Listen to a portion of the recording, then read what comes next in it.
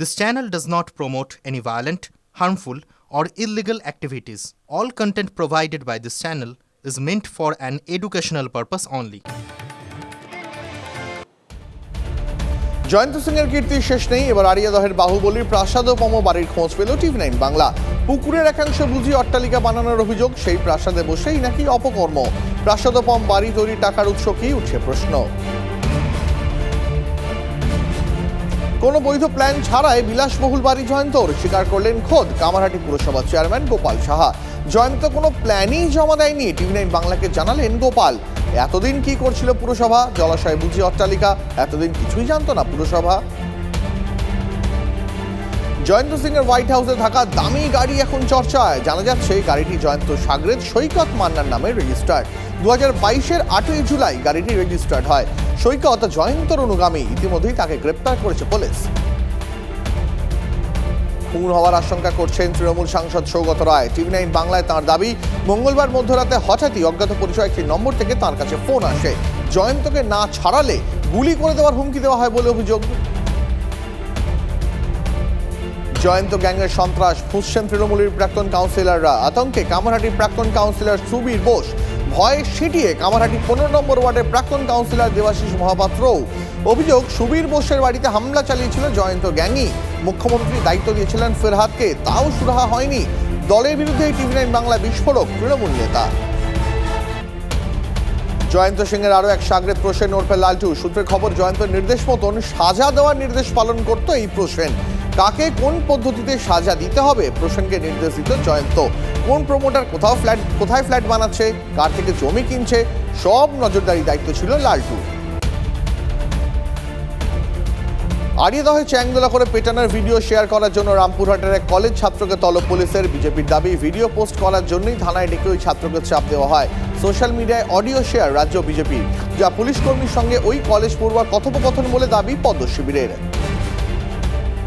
আড়িয়াদহের video post করা BJP কর্মীকে রক্ষা কবচ পৃথ্বীরাজ মুখোপাধ্যায়ের বিরুদ্ধে পুলিশ কোনো পদক্ষেপ করতে পারবে না। তদন্তের কাজে পুলিশকে সাহায্য করবেন পৃথ্বীরাজ, নির্দেশ হাইকোর্টের বিচারপতি অমৃতা সিনহার।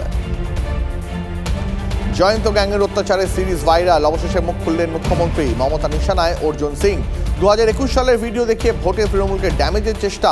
যারা ওই ঘটনা ঘটিয়েছেন তারা জেলে। যে সময়ের ঘটনা, তখন অর্জুন সিং সাংসদ ছিলেন, মন্তব্য মমতার। বেলঘড়িয়া দমদম লোকসভা কেন্দ্রে ব্যারাকপুরের নয়, মুখ্যমন্ত্রী জানেন না, এটাই দুর্ভাগ্য, পাল্টা অর্জুন সিং এর। দিল্লিতে শাহ শুভেন্দুর বৈঠকে জয়ন্ত জেসিবির প্রসঙ্গ। সূত্রের খবর, রাজ্য জুড়ে চলা অরাজকতা শাহের কাছে তুলে ধরেন শুভেন্দু। জেসিবি আর জয়ন্ত সিং এর কথাও স্বরাষ্ট্রমন্ত্রীকে জানিয়েছেন বিরোধী দলনেতা। শাহের কাছে আড়িয়াদহ ও চোপড়াকাণ্ডের ফুটেজ জমা শুভেন্দু। ফেরহাদ মদনের পর এবার খুন হয়ে যাওয়ার আশঙ্কা বাঁশবেড়িয়া পুরো চেয়ারম্যানের গলায়। আদিত্য নিয়োগীর অভিযোগের তীর তৃণমূলের প্রাক্তন পুরো চেয়ারম্যানের স্বামীর দিকে। জবরদখল হওয়া জমি পুনরুদ্ধারের চেষ্টা করায় আক্রোশের মুখে পুরো চেয়ারম্যান।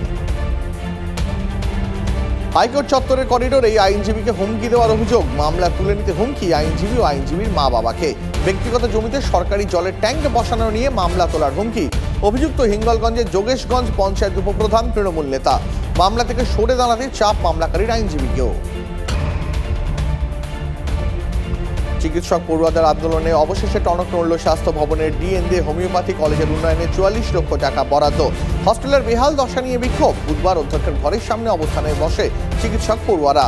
এরপরেই হস্টেলের উন্নয়নে বরাদ্দ হলো অর্থ। বরাদ্দ অর্থের বিজ্ঞপ্তিতে হস্টেলের বেহাল দশার কথা স্বীকার। মালদায় তৃণমূল নেতা দাদাগিরির অভিযোগ, কোলার টাকা না পেয়ে বেসরকারি বিএড কলেজের গেটে তালা। কাজ করায় তৃণমূল নেতা নাসির আহমেদ ওরফে ভাস্কর। আতঙ্কে বিএড কলেজ কর্তৃপক্ষ।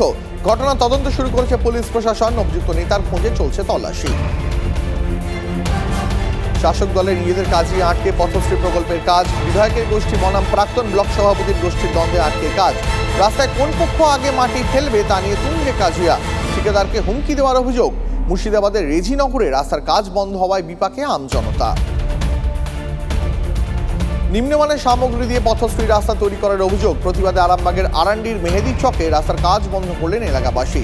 অভিযোগ, কাজ শুরুর কয়েকদিন পরেই রাস্তায় দেখা দেয় ফাটল। অভিযোগ অস্বীকার করেছেন পঞ্চায়েত প্রধান। হাবড়া যশোর রোড সংলগ্ন এলাকায় যানজটের সমস্যা দীর্ঘদিনের, অবশেষে সমস্যার সমাধানে তৎপর হলো পুরসভা। চলল বুলডোজার। রাস্তার দুপাশে সরকারি জমি জবরদখল করে কংক্রিট দিয়ে বাঁধানোর অভিযোগ। রাস্তার দুধারের অস্থায়ী দোকান উচ্ছেদ অভিযান প্রশাসনের। এবার দলের বিরুদ্ধে ক্ষোভের সুর মন্ত্রী সিদ্দিকুল্লাহ চৌধুরীর গলায়। 21শে জুলাইয়ের সভায় যাওয়ার বাস কম পাওয়ায় ক্ষোভ। বেছে বেছে নেতা ঘনিষ্ঠরাই বেশি বাস পান, মন্তব্য সিদ্দিকুল্লাহ চৌধুরীর। বর্ধমানের সভায় দলের একাংশের বিরুদ্ধে পক্ষপাতের অভিযোগ।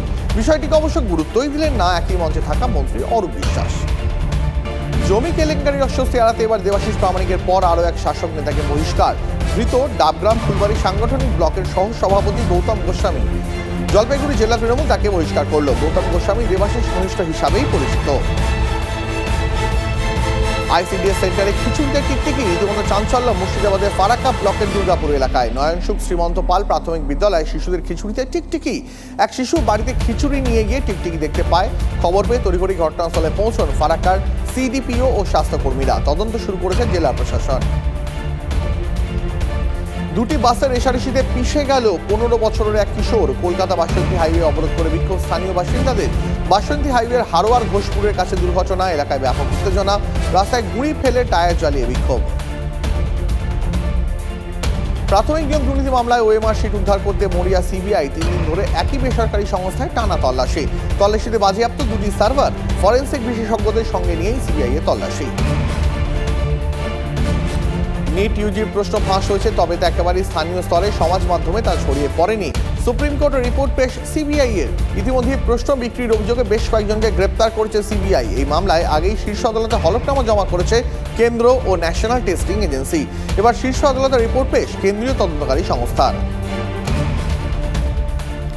আসামে ক্রমেই খারাপ হচ্ছে বন্যার পরিস্থিতি। লাফিয়ে লাফিয়ে বাড়ছে মৃতের সংখ্যা। মৃতের সংখ্যা এখনো পর্যন্ত বেড়ে 84।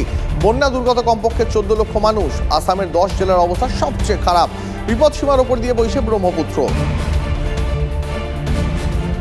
উত্তরপ্রদেশে বন্যা পরিস্থিতি আরো জটিল। মৃতের সংখ্যা বেড়ে 19। বিপর্যস্ত রাজ্যের 12টি জেলা। পরিস্থিতির উপর নজর রাখছেন মুখ্যমন্ত্রী যোগী আদিত্যনাথ। আকাশপথে বন্যা পরিস্থিতির উপর নজরদারি, ত্রাণ শিবির পরিদর্শন করেন উত্তরপ্রদেশের মুখ্যমন্ত্রী। বন্যায় বিধ্বস্ত উত্তরাখণ্ড, হিমাচল প্রদেশও। হিমাচল প্রদেশের দুর্যোগে মৃতের সংখ্যা বেড়ে 22। উত্তর দিল্লির মুনাকখালে ব্যারেজে ফাটল। বাসিন্দারা কোমর সমান জলে যাতায়াত করছেন। জলে তলিয়ে যাচ্ছে বাড়িঘর। দিল্লির নিকাশি ব্যবস্থা খতিয়ে দেখেন আপ নেতা তথা মন্ত্রী সৌরভ ভারদ্বাজ। আধিকারিকদের সঙ্গে লকগেট পরিদর্শন করেন তিনি।